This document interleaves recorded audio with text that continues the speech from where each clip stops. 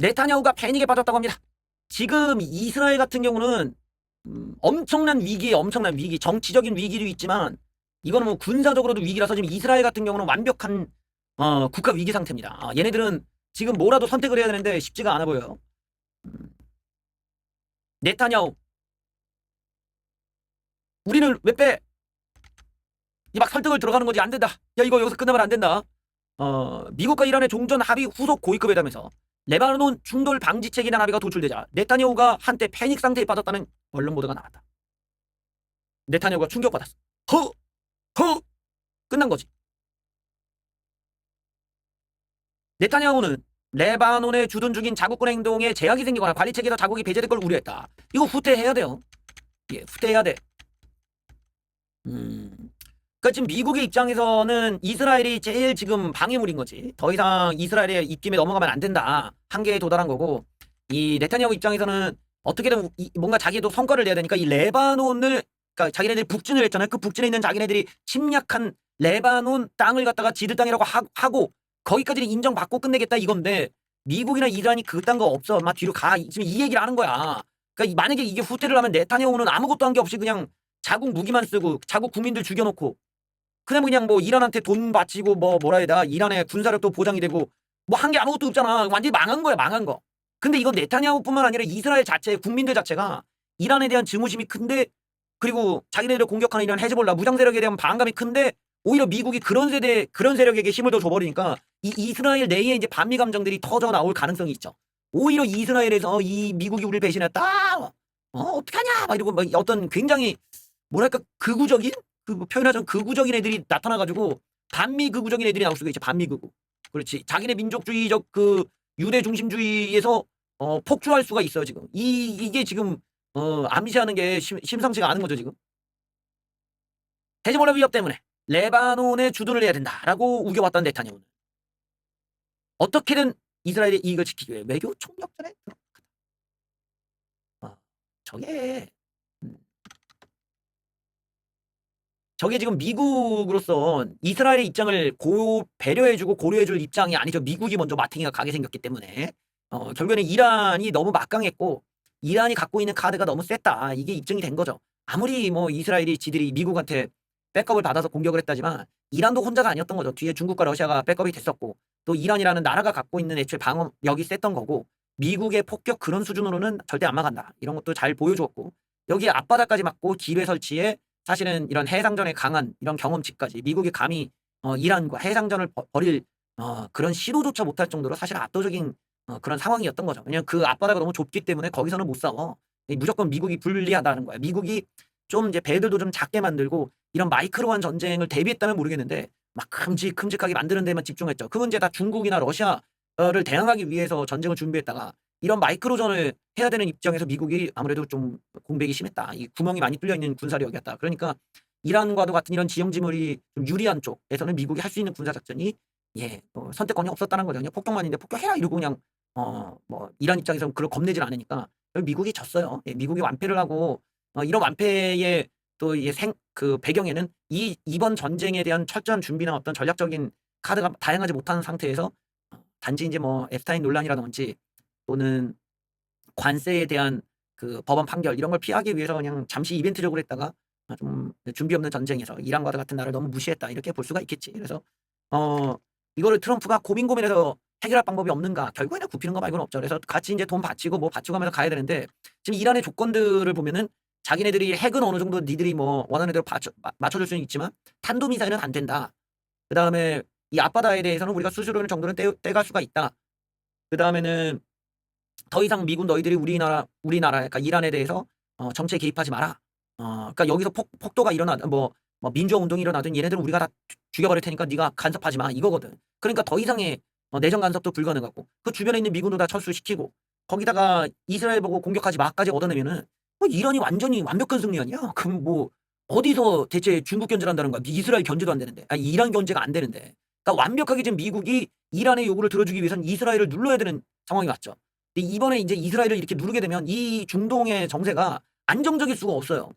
안정적일 수가 없는 게 지금 미국은 발을 빼고 싶은 거거든. 어우, 여기 도저히 답이 없다 이러고 왜 빼려고 하겠어? 이스라엘도 말을 안 듣고 이란은 더 말을 안 듣고 나머지 얘들도 말을 안 들어. 산유국들이 다 그렇게 미국에 호의적이지가 않은데 말을 안 들어 말을. 그 미국 입장에서는 그냥 이스라엘과 이란 지들끼리 싸우게 냅두자고 빠져야 되는데 이스라엘 입장에서 가지마 이렇게 합의를 나가리를 쳐야 되고 미국은 발을 지금 빼야 되는 상황인 거지. 물가가 너무 오르니까. 근데 미국이 빠지고 나더라도 저기가 좀 안정적일 수가 없는 게 이런 식으로 이스라엘을 완전히 팽을 치듯이 가버리면은 저쪽 분쟁 지역은 더 치열하게 싸울 수밖에 없는 거야. 더 치열하게. 근데 이스라엘이 미국의 어떤 이런 완벽한 원조 그리고 미국이 갖고 있는 군사력을 앞세워서 니들 이스라엘 건드리면 다 돼지는 줄 알아. 이렇게 이제까지는 블러핑을 해왔는데 이번에 미국이 저렇게 완패를 하고 나서는 입장이 다르다고. 미국 뭔데? 허접인데? 미국이 뭐 어쩔 건데? 이 중동까지 오지도 못하는데? 이제 미국이 무섭지가 않지. 그러니까 이 무장단체들의 입장에서는 이란이 어마어마한 비용, 어마어마한 돈을 벌게 되고 그 돈을 가지고 무장단체한테 막말로 그냥 드론이라던가 이런 그 무기만 공급해줘도 이스라엘이 그냥 있는 대로 다 터져 나가거든. 오히려 이스라엘이 더 이렇게 막 고립될 수가 있기 때문에 이스라엘은 땅이 그 위치가 좋지가 않아요. 군사적으로. 이제까지 미국이니까 그 정도로 버텼지. 만약에 미국이 도와주지 못한다면 사실상은 거기 그냥 뭐 조만간에 그냥 막 그 분쟁 지역을 주변 다 터질 수가 있지. 그러니까 이런 지점을 보면은 이스라엘의 미래가 그렇게 밝지가 않다. 군사적으로 되게 어두워졌다.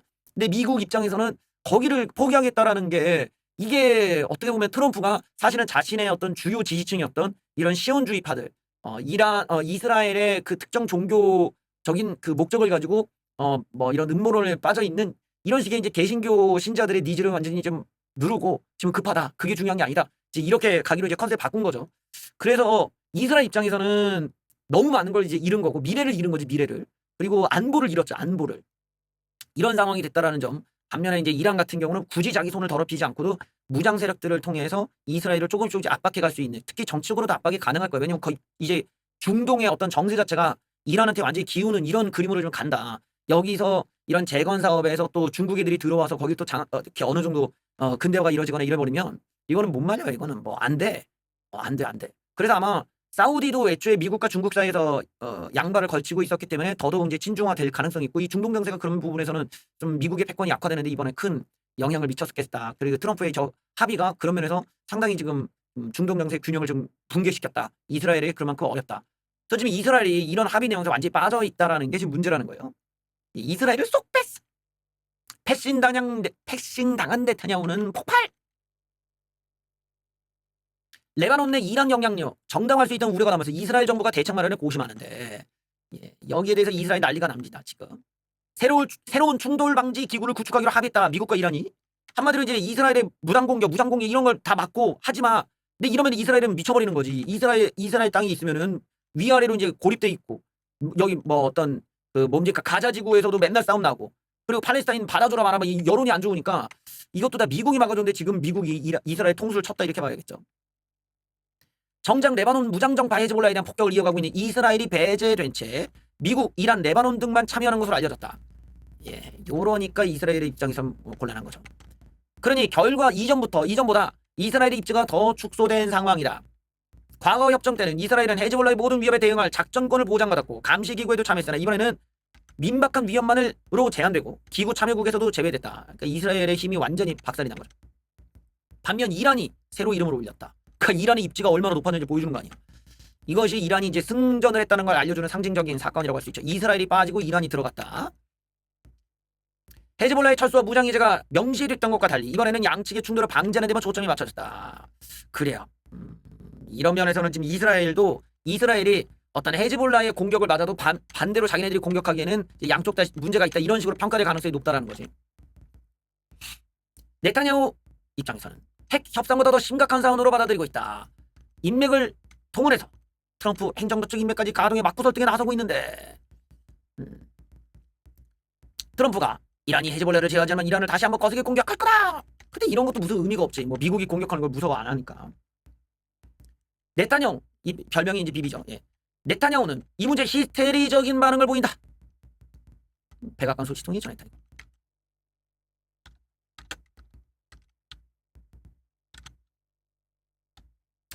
왜 저렇게 됐을까? 뭐 이런 걸 여러 가지로 생각해 보면 이제 트럼프가 보는 관점에서는 지금 저 호르무즈에서 약간 돈을 벌고 싶어 하는 거 아니냐. 트럼프가 여기서 좀 돈 냄새를 맡았다 이거야. 그리고 이란 재건 사업에서도 뭔가 좀 미국 애들이 들어가서 이렇게 좀 하면은 야, 뭔가 우리도 여기서 또 돈 좀 벌 수 있지 않을까 이런 이제 머리를 막 굴려보니까 각도가 나오더라는 거지. 왜냐면 지금 요즘에는 이제 글로벌 경제가 이제 고물가나 이런 것으로 갈 수밖에 없는 이유가 가장 큰 이유가 중국의 인건비가 너무 올라서예요.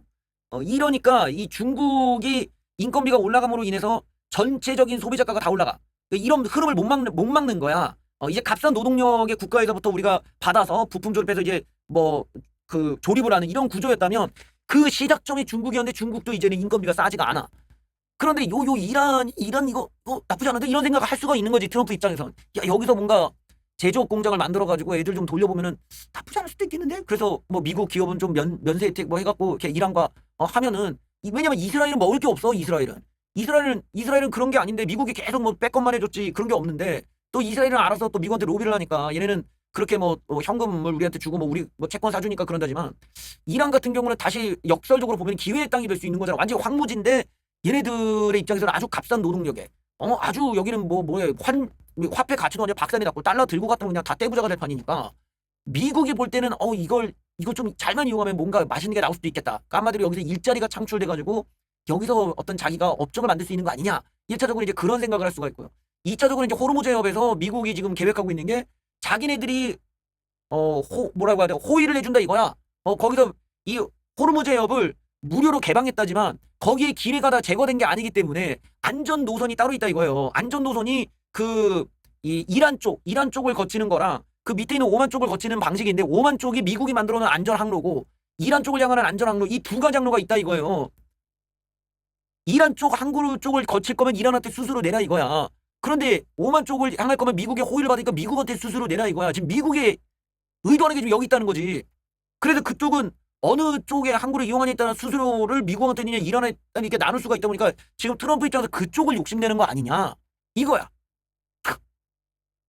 그래서 트럼프가 이번 합의에서 이 수수료에 대한 것에 대해서 언급을 안 하는 이유도 실질적으로 미국이 수수료를 받을 목적을 갖고 있는 거 아니냐.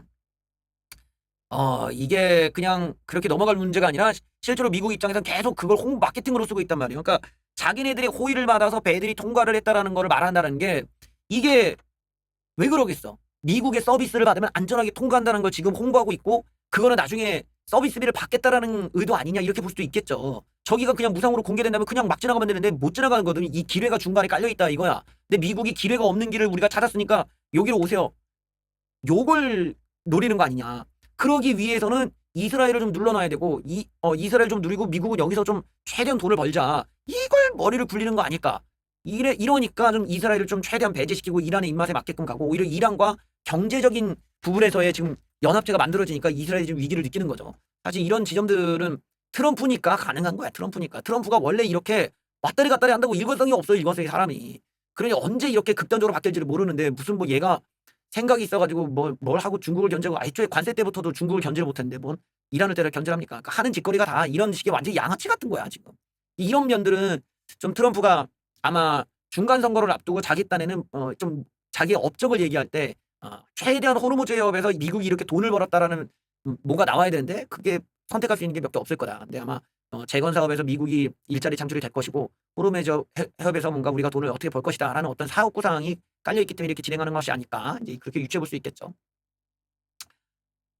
자 이게 우리 입장에서는 트럼프가 이렇게 바보 같은 짓을 해가지고 중국만 신났죠 지금. 중국 입장에서는 뭐 재생에너지 판답시고 난리가 나고 아주 뭐 시골 빨고 이란이 또 그 수출을 지금 허용해줬거든요. 그러니까 뭐 이란산 석유는 또 중국이 막 신나게 이제 합법적으로 받을 수가 있으니까 이 중국이 석유 비축을 늘려가는 데 있어서는 도저히 막을 수가 없어. 그러니까 뭐 중국을 견제할 방법이 아니라 오히려 중국을 도와줬지.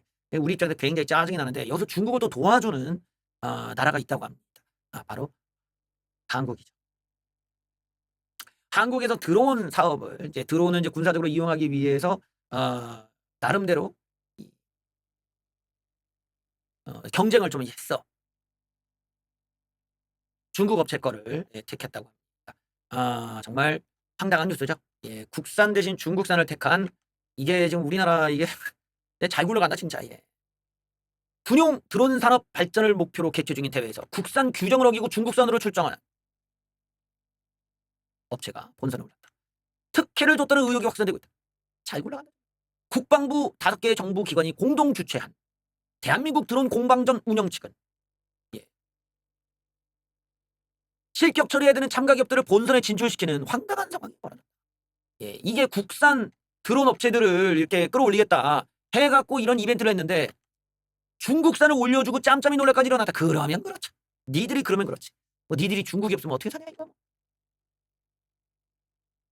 그래서 이 드론과 드론을 막는 대드론 경쟁력 강화를 위한 이벤트였는데 총 상금 1억 5천만. 하지만 통과만 하더라도 서면 평가만 통과해도 25억 구면의 실증 시험 지원까지 받을 수가 있다. 예, 대단하네요. 예, 어마어마한 뭐 지원이 나오는데 그런데 군드론 카르텔이 대회의 공정성을 훼손시켰다는 증언이 나온다. 규정 준수 여부를 미확인한 채 평가를 했다고 하는데 모든 드론은 국내 기술 적용 제품으로 한정한다고 해놓고 그러나 통화 녹취록을 확보했는데 참가팀과 주최 측 간의 통화 녹취가 나왔는데 중국 DJI 상용품인 고글만 제품 DJI의 카메라 모듈 영상 전송장치 혼합품을 썼다. 중국 건데 그러면? 뭐 국산 기술은 뭐가 들어간 거야 이러면은 뭐 국산 나사가 쓰였나? 국산 너트가 쓰였 뭐 이런 거 국산 드라이버로 쪼였으니까 국산 게 되는 거야 뭐야 이거 중국 거잖아. 사실상 모든 팀들이 기체 검사를 받지 않았다. 중국산에 대한 제재도 없었다. 엉망이구만. 규정 위반이 공식화된다면 주최 측이 걸러내지 못해 규정을 지킨 경쟁사를 제치고 본선행 티켓을 엉뚱한 중국산을 부품을 쓴 애들이 타게 된다. 부스에 배치된 주요 부품 대다수가 중국산이었던 제보도 있다. 특혜 또 있었더라. 더 큰 문제는 다른 방식으로 특혜를 보듬이 되어 있다는 것인데 심사가 공정했는지 다시 돌아봐야 된다. 예.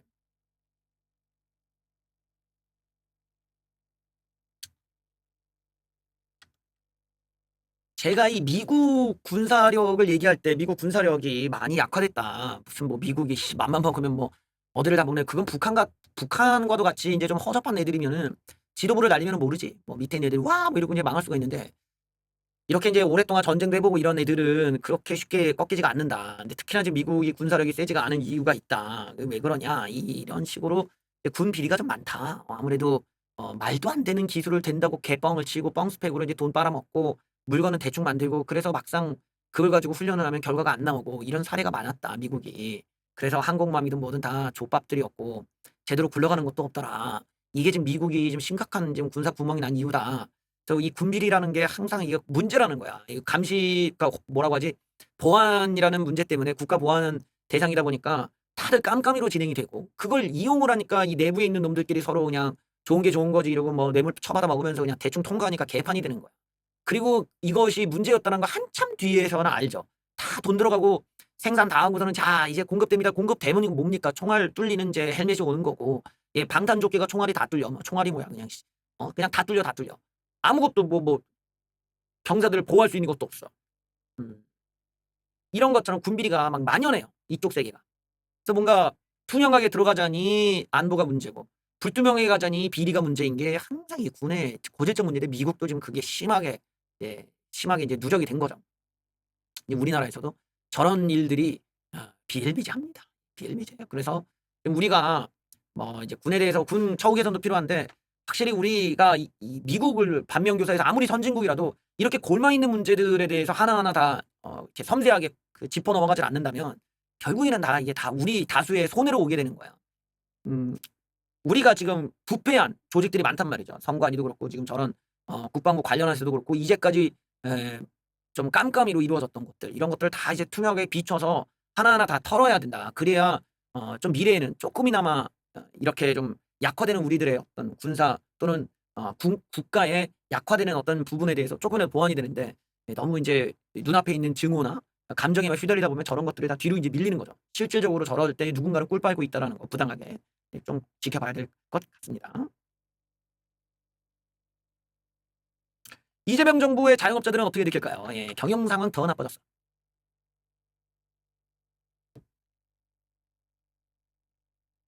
그렇겠지. 예, 자영업자들이 지금 장사가 잘 되는 시기가 아니겠죠. 예, 우리나라 자영업자 과반이 올해 경영 상황이 더 악화됐다고 느끼고 있다. 개선됐다고 응답하는 8.2 정신병자인가 얘네들은? 뭐 있던 놈들이 다 있어 이거. 엄청난 그 이재명 지지자가 아니고 무슨 이렇게 얘기할 리가 없잖아. 도소매업, 숙박 음식업, 예술 스포츠 여가 서비스업. 예, 이거는 주로 이제 사람들이 뭐랄까 좀 즐기고 이렇게 여가를 즐길 때 쓰는 돈들이 많이 줄어드는 여파가 여기 딱 느껴지죠. 그럴 만도 하지. 어디 뭐 놀러 가서 돈 쓴다. 잘 안 하게 되지. 너무 비싸기도 하고. 이게 한 번 나갔다 하면은 그래도 뭐 옛날에는 그렇게까지는 아닌데만 이제는 몇십만 원이 기본이야. 이렇게 숙박까지 한다면 몇십만 원이 기본으로 넘어가니까 상당히 부담이 되죠. 거기다가 뭐 술도 안 먹고 이러니까 더더욱 힘들겠지. 그리고 고용 여력도 없다. 음. 그리고 자영업자 3명 중 1명은 최저임금에도 못 미치는 소득을 거두고 있었다. 근데 이제 더 큰 문제는 우리나라가 이제 고물가 시대로 가니까 이렇게 되면 당연히 자영업자들부터 이제 조짐 당하죠. 아무도 소비를 잘 안 하게 되고 돈을 아끼는 것이 고물가 시대에서는 물가 방어의 가장 이상적인 방법이니까요. 그 말고는 없지. 뭐 물가보다 더 큰 물가 상승보다 더 큰 수익을 거두면 모르겠는데 뭐 하이 리스크 하이 리턴이니까. 그러니까 이럴 때는 무조건 이제 돈을 아낀다. 인간 생활이 그렇게 바뀌죠. 고물가에서는 돈을 안 쓰고 절약하고 아껴 쓰는 법 이런 것들을 많이 공유하게 되는데 우리는 이제 기존 이제까지의 세상은 그 물가가 이렇게 뭐 금리가 이렇게 내려가는 시대였단 말이에요. 그러니까 그때 잠깐 어떤 경기 침체가 온다 하더라도 미래가 좋아질 수 있다라는 생각을 갖지. 금리가 이제 내려가는 시대이니까 아직 금리가 저렴하기 때문에 대출받아서 투자할 수가 있다 이런 믿음이 있기 때문에 경기 침체가 오더라도 그걸 기회 삼아서 이때 대출을 받아서 뭐 부동산을 사자 뭐 대출을 받아서 뭘 하자 이래갖고 기회적인 요소로 경기 침체를 이용하는 사람들도 과거에는 있었지만 지금 같은 경우는 이제 금리가 올라가는 시대란 말이에요. 이제 안 떨어져 금리가.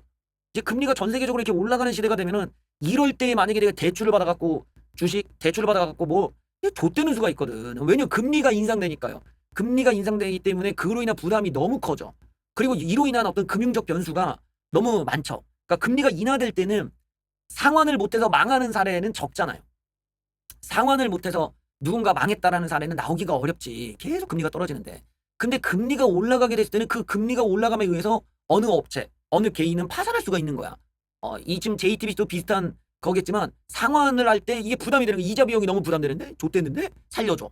이러면서 워크아웃이든 아니면은 뭐 파산 신청이든 채무 불이행이 발생하면서 이제 난리가 나겠죠. 그게 그런 위기가 이런 금리 인상이 만들어내는 악재인데 우리나라가 지금 준비가 안 돼 있다는 건 좀 웃기지만 이렇게 전 세계가 갑자기 금리 인상 시즌으로 확 바뀌어 버리니까 이제까지의 우리가 경제 금융을 뭐 재작년부터 예측할 때는 금리가 더 내려갈 거라고 이쯤 되면 기대했던 게 다 틀렸죠. 확 바뀌어가지고 이 바뀌어 버리니까 이런 지점에서는 자영업자들이 어떤 숨통이 트일 가능성은 전혀 없다. 오히려 더 자영업자들은 더 쪼그라들고 폐업이 더 늘어날 수밖에 없는 거지. 안 그래도 우리가 금리가 인하될 때도 이렇게 최저임금을 올린 어떤 좌파 정부 때문에 자영업자가 폐업을 많이 했잖아요. 그것이 판매가를 올려야 되니까 이런 점에서 이제 소비자들이 소비를 안 하는 이런 부분이 자영업자한테 타격을 줬는데 지금은 오히려 더 큰 거시경제인 금리가 올라가니까 자영업자가 망하는 이런 구조가 돼 있다는 거. 이거는 뭐 정책적으로 살릴 수가 없어. 얘네들은 밑바닥에 물 붓기식으로 지원금을 줄 수도 없으니까.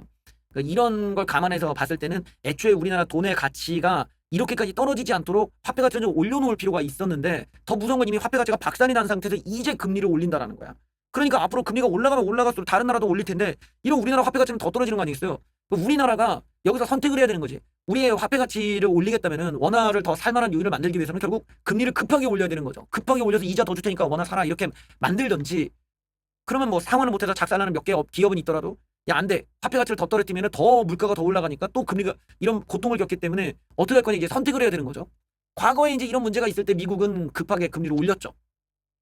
그래서 뭐 자동차 회사들 작살나고 뭐 노동자들 막 울고불고 난리가 아니었는데 어쩔 수가 없어서 그걸 희생 삼아서 다시 갱생할 수가 있었다면 지금 우리나라는 과연 이런 경험을 이제 처음 하는 거다 보니까 이런 부분에서 금융적으로 무식한 정치인들이 해결책을 제시할 수 있겠냐. 멍하니 눈 뜨고 있다가 결국에는 인플레이션 하이퍼 뭐 이런 거 두들겨 맞아가지고 도저히 답이 없는 상황에서 야 이건 끝없는 어떤 경제적 금융적 딜레마지. 우리가 금리를 올려도 사람들이 안 사. 근데 상환을 못해서 사람들은 죽어나가. 금리를 더 올려도 밑에 있는 더 죽어. 그냥 이것만 남을 수가 있는 거야. 지금도 대책이 늦었기 때문이죠. 그러니까 이런 부분에서 자영업자들의 고통뿐만 아니라 이것이 이제 전이 될 수 있는, 이게 확대될 수 있는 이런 시기가 우리에게 왔다. 근데 하필이면 여기서 대통령이 이재명이다. 정말 끔찍한 조합이다. 여기서 또 하나 임시정부가 또 약속을 어기고 세금을 또 걷겠다. 부동산 보유세. 이미 망한 정책 또 들고 왔죠. 보유세, 양도세, 등록임대 혜택 손질론 부담하고 있다. 전문가들은 그거면 더 망해 라는 지적을 하고 있어요. 보유세 강화만으로는 집값 안정효과 내기 어렵다. 종합부동산세 제대로 손대지 않아도 공시가격 상승만으로도 세부 부담이 자동적으로 증가하는데 여기다가 또 세금을 또 더한다고? 징벌적 과세가 된다. 예. 고가주택만 겨냥해도 그게 낙수가 돼서 임차인과 실소유자에게 전가될 수 있다는 점을 간과해서는 안 된다. 예, 이거 세금으로는 집값 못 잡는다는 거죠. 역시 세제 강화의 시장 안정 효과는 제한적이다. 예.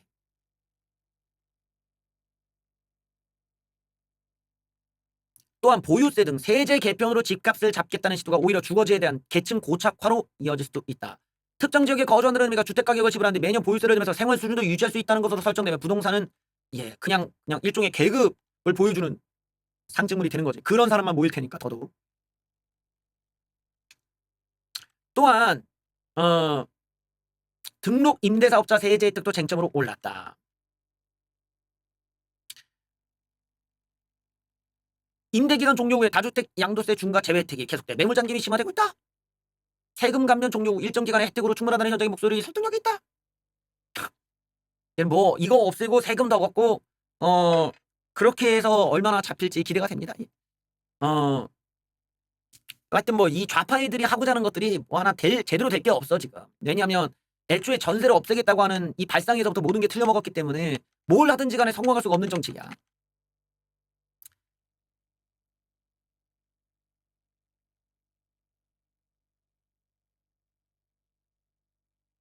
등록임대주택을 매매 시작으로 유도하는 방안이 오히려 임대시장 불안으로 이어질 수 있다. 그러니까 이걸 매물로 내놓게 되면은 월세, 전세가 더 없어지는 거 아니냐. 전월세 가격이 다 같이 오르니까 이런 방식으로 하면 안 된다. 다주택자 규제로 임대 매물이 줄어드는 국면에서 등록임대주택까지 매물로 유도하면은 이제 망한다. 이런 거죠. 임대 공급이 위축되면 전월세 가격이 먼저 상승하고 이게 매매 가격을 끌어올린다. 정부 정책은 한마디로 지금 다 틀렸다라는 게 입증이 된 거죠. 정부 부동산 정책이 다 틀렸기 때문에 여기서 이제 만들어지는 이제 부작용들 이런 것들도 많이 쌓여 있습니다.